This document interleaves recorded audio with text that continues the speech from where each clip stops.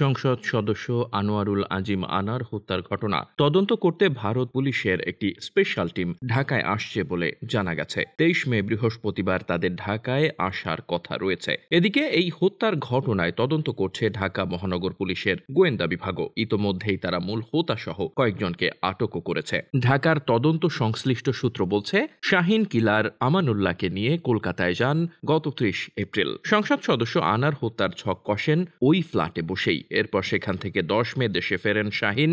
তখন ওই ফ্ল্যাটে অবস্থান করেন শাহিনের বান্ধবী শিলাস্তি রহমান। মূল কিলার আমানুল্লাহ, জিহাদ, সিয়াম, মুস্তাফিজ ও ফয়সাল শাহিনের ভাড়া করা ফ্ল্যাটে অবস্থান করেন। 13 মে রাতে হত্যা মিশন বাস্তবায়ন করে আমানুল্লাহ, শিলাস্তি ও ফয়সাল দেশে ফেরেন। তাদের আটকের পর হত্যা রহস্য উদ্ঘাটন হয়। তাদের কাছে পাওয়া যায় এমপি আনার হত্যার লোমহর্ষক কাহিনী। তদন্ত সংশ্লিষ্ট সূত্র জানায়, ওই ফ্ল্যাটে যাওয়ার পর আনারকে শাহিনের টাকার জন্য চাপ দেন আমানুল্লাহ ও তার সহযোগীর। এক পর্যায়ে আনারের গলায় চাপাতি ধরেন আমানুল্লাহ। এ নিয়ে ধস্তাধস্তি হয়। পরে বালিশ চাপা দিয়ে শ্বাসরোধে তাকে হত্যা করা হয়। ঢাকা মহানগর পুলিশের গোয়েন্দা বিভাগের এক কর্মকর্তা জানিয়েছেন, কলকাতার ওই ফ্ল্যাট থেকে সব তথ্য দেশে অবস্থানকারী মূল হোতা শাহিনকে জানানো হয়। হত্যার পর আমানুল্লাহ ঘটনা জানান শাহিনকে। তখন শাহিন লাশ গুম করার নির্দেশ দেন। আমানুল্লাহকে জিজ্ঞাসাবাদের বরাতে ডিবির ওই কর্মকর্তা বলেন, শাহিন আমানকে নির্দেশ দেন লাশ গুম করতে। সেই নির্দেশ পেয়ে আমান এমপি আনারের লাশটি কেটে টুকরো টুকরো করেন। এরপর বাইরে থেকে কিনে আনা হয় সাদা পলিথিন,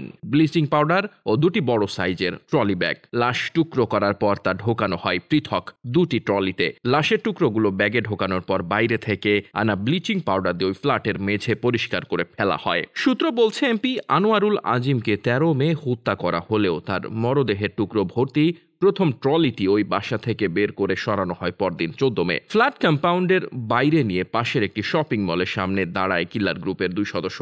এরপর কিলার গ্রুপের সদস্য সিয়ামকে এই ট্রলি তুলে দেওয়া হয়। সিয়াম একটি গাড়িতে উঠে কিছু দূর যাওয়ার পর সেটি নিয়ে নেমে যান। এরপর এই ব্যাগ কোথায় নিয়ে গেছেন তার জানাতে পারেননি আমানুল্লাহ। আরেকটি ব্যাগ ফ্ল্যাটে রেখেই 15 মে আমানুল্লাহ ও শাহিনের বান্ধবী শিলাস্তি আকাশপথে ঢাকায় চলে আসেন। অন্য ট্রলি ব্যাগটি মুস্তাফিজ, ফয়সাল সহ অন্যরা সরিয়ে ফেলেন। ডিবি সূত্র জানিয়েছে, আমানুল্লাহর নেতৃত্বে কিলার গ্রুপের সদস্য মোস্তাফিজ, ফয়সাল, জিহাদ ও সিয়াম হত্যা মিশনে অংশ নেন। আমানুল্লাহ ও শিলাস্তি ঢাকায় ফেরার পর 17 মে মুস্তাফিজুর ও পরের দিন দেশে ফেরেন ফয়সাল। সিয়াম ও জিহাদ অবৈধ পথে বাংলাদেশ থেকে ভারতে গিয়েছিল। তাদের অবস্থান শনাক্তের কাজ চলছে। সূত্র জানায়, আমানুল্লাহ, শাহিন ও এমপি আনার পূর্ব পরিচিত। তবে আমানুল্লাহকে আনার হত্যায় বড় অঙ্কের টাকার বিনিময়ে কাজে লাগান শাহিন। চুক্তিবদ্ধ হয়ে আমানুল্লাহ ভাড়া করেন মুস্তাফিজুর ও ফয়সাল শাহাজিকে। আর শাহিন আগে থেকেই ভারতে জিহাদ ও সিয়ামকে ভাড়া করে রাখেন। ডিবির অন্য এক কর্মকর্তা জানিয়েছে, নানারের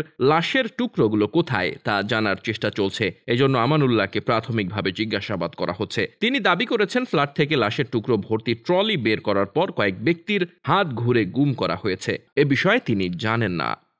ডেস্ক রিপোর্ট, বার্তাবাজার।